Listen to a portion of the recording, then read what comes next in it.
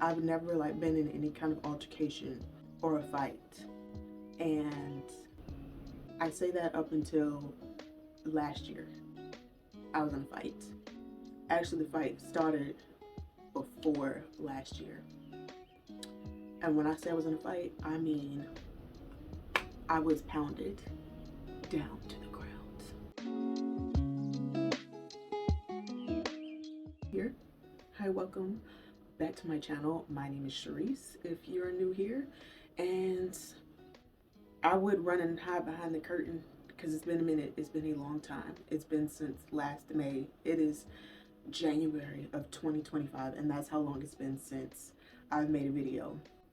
I feel like I say that every time I've like taken these long stints, and then I can get a little bit consistent, not just on YouTube, but consistently across my other social media platforms. And then something will happen, or I'll just get inconsistent or in a rut. And I feel like I do have a good reason this time. I do, which is why we're here today, because we're going to slightly get into it.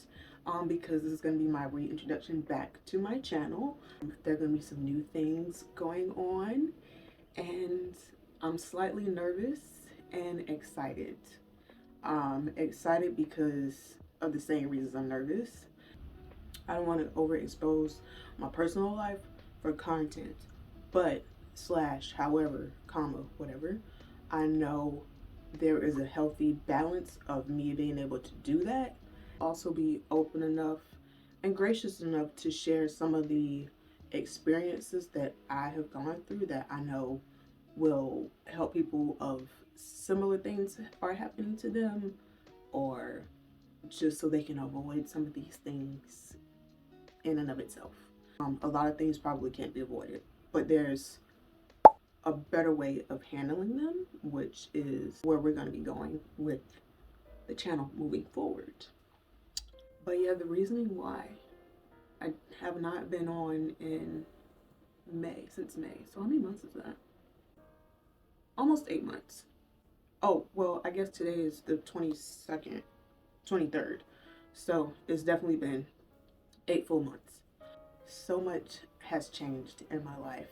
And where I left off in my last video, I think it was definitely I'm 35 and, but let me look at the title of it, because I might be lying. I'm 35 and I'm having an identity crisis, unhappiness, friendships, grief, and therapy. I can tell you we're still somewhere wrapped up in that, but we're gonna get to it. We're gonna unwrap it.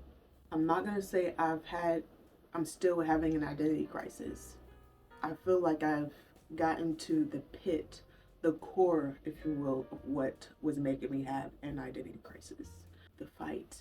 The fight broke out.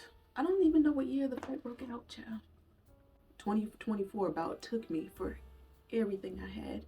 And I know I said in the identity crisis video and other previous videos of mine that I lost my brother, which is a big part of this, video, a big part of going forward, a big part of what is going to be coming to this channel. It's just inevitable. Grief is just going to be here. Leading up to May, internally, obviously from my last video, I've been internally struggling with lots of things in various different areas, if not every area of my life. You can go back and watch the last video and get caught up on some of those things. I was looking for a change up into that video. And I think, let me look at the day I uploaded that video, child. I uploaded my last video on May 13th. 3 days later. The physical part of the altercation unleashed herself. I was in a really, really bad car accident, and it literally sat me down physically for 2 months. Couldn't do anything. Physically, couldn't do anything. And then wrapped up within that time frame, not even 2 months, not even 2 weeks, I didn't have a job. So lots of things happened around that. Little battles that needed their own little fires put out. I moved I ended my relationship. And during the time frame that I physically couldn't do anything because my last job had me traveling so much, definitely after my brother passed, more than half the time I was traveling. And I thought I was grieving. I really thought that I had started the grieving process. But after being physically down and not having my mind run all over the place, not actually being able to actually escape, I made the choice of stepping away from social media, which I did for 6 months. I still haven't posted anything up until this video. When I physically haven't been able to do anything, I started grieving. Not even just grieving the loss of my brother, those things started to come up. But I was grieving my job. I was also grieving at the time loss of a few friendships, my relationship. I was just in a turmoil of grief. I know. And before all that other stuff happened, I knew something wasn't right with me internally.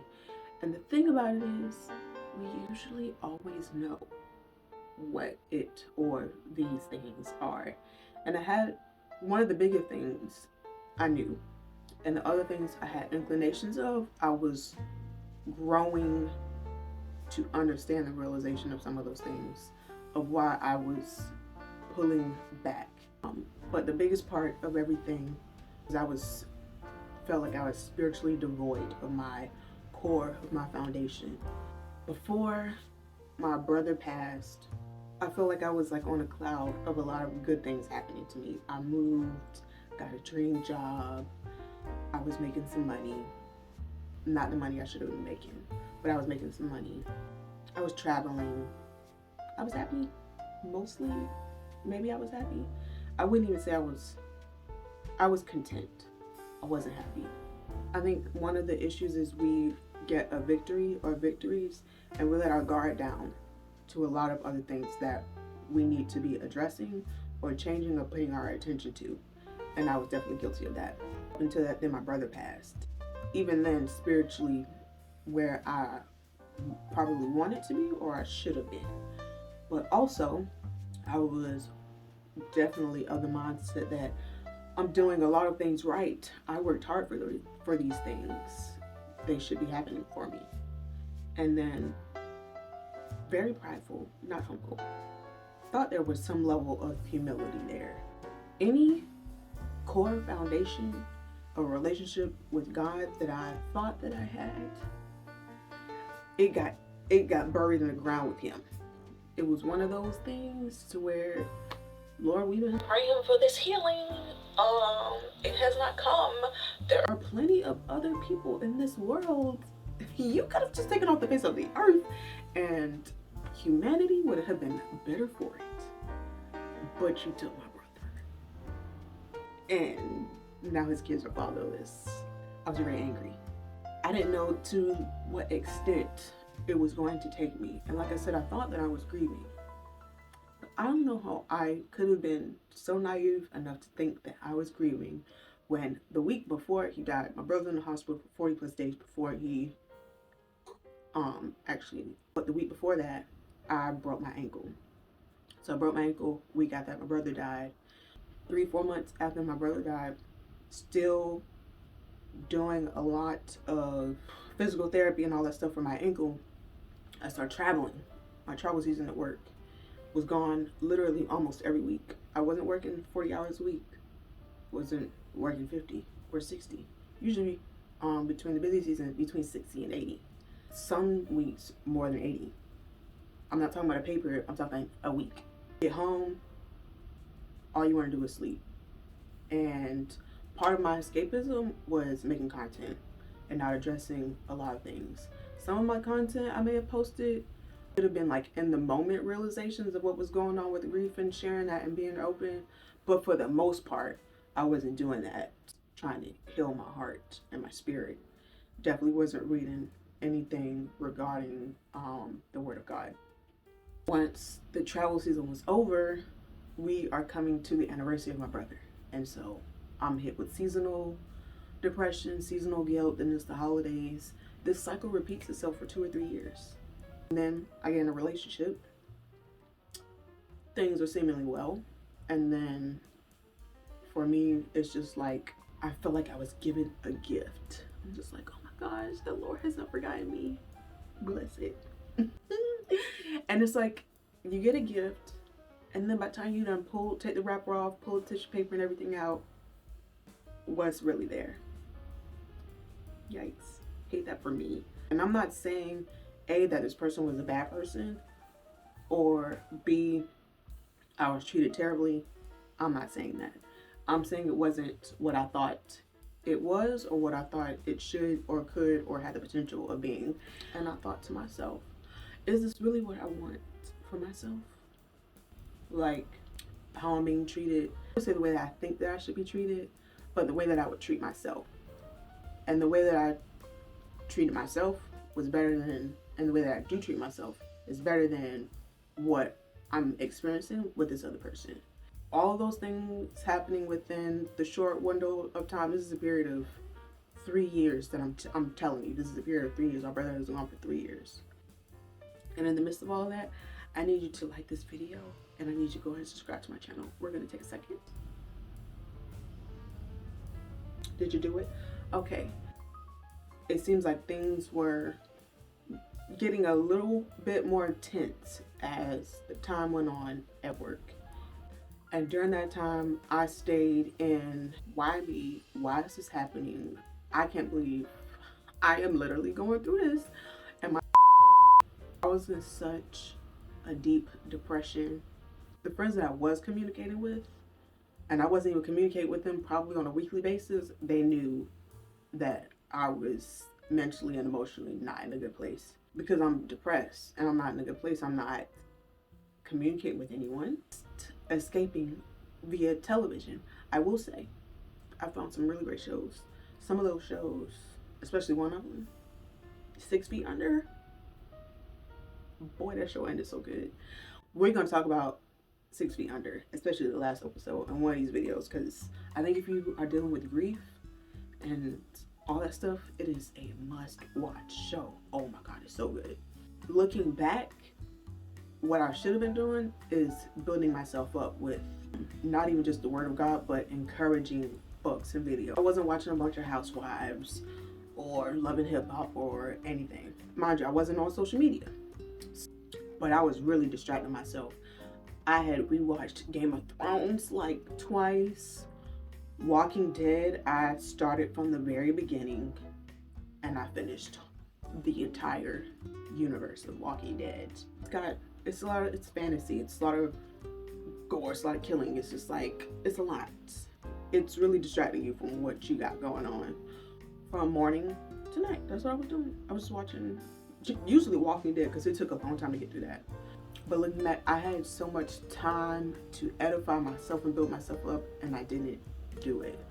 I'm not gonna say I feel bad for wasting that time, because I know now, and I'm sharing it of what you can do if you are going through such a pivotal time. I have a decision to make. I'm just like, am I gonna stay in North Carolina? I don't have a job, can't find a job, literally don't know how many places I was applying to. Between not getting one and physically not being able to apply for certain things, it just wasn't happening for me. I gotta move back to Georgia.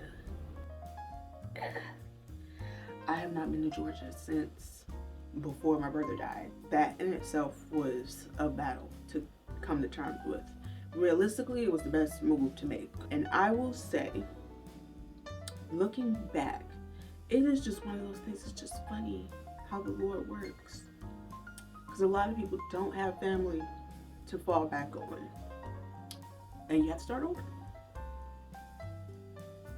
It's not even just starting over. I am not going to cry. It was feeling like a failure. Although I didn't ask to lose my job. I didn't ask to be put in an accident. I didn't ask for any of these things. But just feeling like a failure and things that you are trying to do to change your situation, none of it's working. And what I realized at the end of 2024, that's how long it took me. It's January. I came to this realization at the very end of 2024. Oh my gosh, send me some tissue. I'm not going to the bathroom to get tissue. I'm just going to use a clean sock. And I realized, get myself together.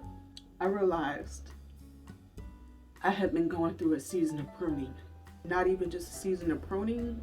I was looking at things from a lens of the Lord does not care about me. He really doesn't even love you. But that is the trick and the trap of the enemy. One, because it was just like, things could have been so much worse than what they were. I could have been homeless. I could not have had my parents fall back on or to help me, because I don't really deal with anybody else in my family like that. And if I do, would they even have been in a position to help me get back on my feet and allow me to start over? And just even having grace to even start over, because so many people would give up and just not even want to start over, just keep going around in those same circles, just not even realizing what those seasons are for. And not only that I was going through a season of pruning, but that all of the barriers was just like, Charisse, you need to pay attention, put these things together. All these things are happening because you need to make some kind of adjustment. And if you don't make the adjustments, I'll make the adjustments for you, which is literally what happened. I was put in a situation where I could not handle nothing. The one thing I could have handled, I did. Some of the barriers were put in place so I wouldn't go forward and down a wrong path.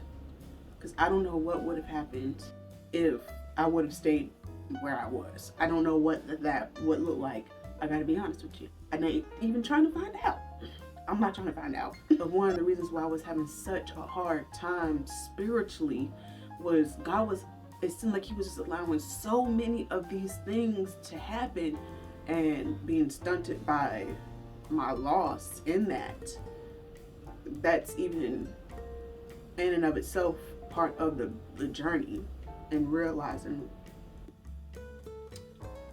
gosh, I'm not even the same person because that person is gone. And I'm having to be a new person trying to adjust to life without them. And it's not even that I was adjusting to life without my brother.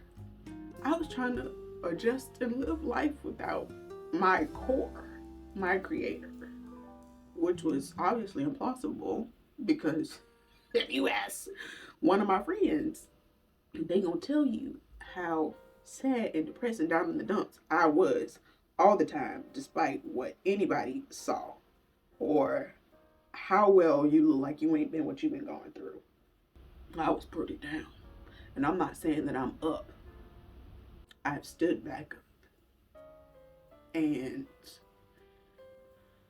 in hindsight, so many times we try to stay in things because we don't see no better alternative. There always is. But that just goes to show our lack in our faith. And for me, when I was going to therapy, I still do go to therapy. One of the things that I realized in therapy, I was just always hopeless. And it was just like, well, I'm just going to do whatever. I'm just going to be whatever. I'm just going to take whatever, because I just had no hope that things would ever get better. And it's like, well, if I'm just going to be sad and grieving and depressed, I'm just going to be sad, grieving and depressed. And where there's no hope, there's no faith, which is where I was. The last 3 years, I have been dealing with this. But I know a lot of the stuff that I was dealing with had been prior to that, because the pandemic was before that. Fast forward to today, and I am content. I'm not happy because I'm not where I want to be, but I don't have a wall in front of me. I can actually see like the clouds moving from out the sky. Like I'm actually can see the rainbow now. It's actually visible. I stumbled across this pastor, Philip Anthony Mitchell, and I've been listening to him, and it has been beyond the least edifying, because there was a message that he was just sharing, and I'll insert the clip here. I know how this go down. You mad at God for something he did not do that you've been praying for. Jesus. Come on. Now I'm talking to you. Look at me. There are people, teenagers, men and women right now. I know you're sitting in the room. You are in your heart. You are mad at God because he didn't answer some prayer. Yeah. He didn't heal my father of cancer who never got a chance to see my ministry. He didn't heal my wife's father of cancer who never got to see her in ministry. Because he didn't open some door in the past, or he didn't move the way you pray. I already know y'all sitting in the room. You mad at God for something he did not do. And so you get angry and you hold him in offense. Watch. Because he didn't give you the sign that you wanted for you to have faith in some moment or some season. And now you're wondering, does God love me because I lost this job? I lost these friends. I was betrayed by these people. This person I love died. I prayed for this, he didn't come through. Watch, I'm suffering with this thorn that he won't take from my side. I started reading this book because one of the issues that I had, especially after November, being a Black woman and where I live, is dealing with the people around me. Hello, future Charisse here, editing. I think somewhere along this mix, I mentioned that I was reading a book in the terms of being a Christian woman, being a Black woman, living in this community and in this society, and in which the way the things are that might be muddling your faith a little bit, because WTF is wrong with people and the individualism. The book that I'm reading is called Church Girl by Dr. Sarita Lyons. A gospel vision to encourage and challenge Black Christian women. And I'm not done with it yet. I just started it. But I have been enjoying listening to Dr. Lyons and how a lot of the things she say, like I'm not your superwoman. You don't have to stay silent in the face of injustice or be afraid to make an appeal for change. When you don't go to Jesus and talk honestly about your broken heart, you are hiding from your heart and the only person who can heal it. That is why I'm reading the book. Again, it's Church Girl by Dr. Sarita Lyons. I think I may have skated over that I was reading something in these very turbulent times of being a woman of color in this country. Don't faint, don't lose heart, and back to regularly scheduled programming. I ain't going back. For so much of this journey, I felt so incredibly alone. And it's not even just the fact of just being alone, but I felt alone in the sense that I don't have a sibling anymore. I'm an only child. I felt abandoned by the Lord, but those feelings have no truth in them because I wasn't. Especially looking back, it's like, how can you even think that? It's okay to grieve. Grieving is not a 3-day off process. It's not 2 weeks. It's not 6 months. It takes some time. Time has no end. That is the point of, I feel like where I was already going with my channel, but definitely have defined it now of where we're going to go. I just could not just up and drop a video here without explaining where I've been. I could have. It's my channel. I could have done that. What kind of resource do they have of somebody that can actually put to words or verbalize some of the things that they might be feeling or going through, but how do they not even just navigate through it, but continue to live well through it, which is where we're going to go with this. It's not a journey of being overtaken by life mishaps and being in a fight with life, because we have been shamed and not told the truth that life is going to get harder. I know my parents did not warn me of how hard life was going to be. Got older. There was no manual. They didn't have a manual, but they definitely didn't tell me I don't know about you, I was not told how hard life was going to be as you got older.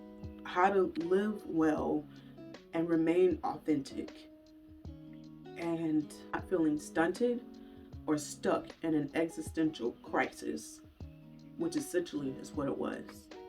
So that's what we're going to be doing in this space. And growing through grief can all coexist, which is kind of what I want to do. Not kind of, is what we're going to do. We're going to share all the things. We're going to have conversations around beauty, style, grief, TV shows, movies, all those things collectively. And that is exactly what we're going to do. And I hope if you don't find value in this, maybe somebody in your life does or will. And if you do that, why don't you go ahead and share this video with them and let them know that there's help and that they're not alone. And I will see you all on the next video.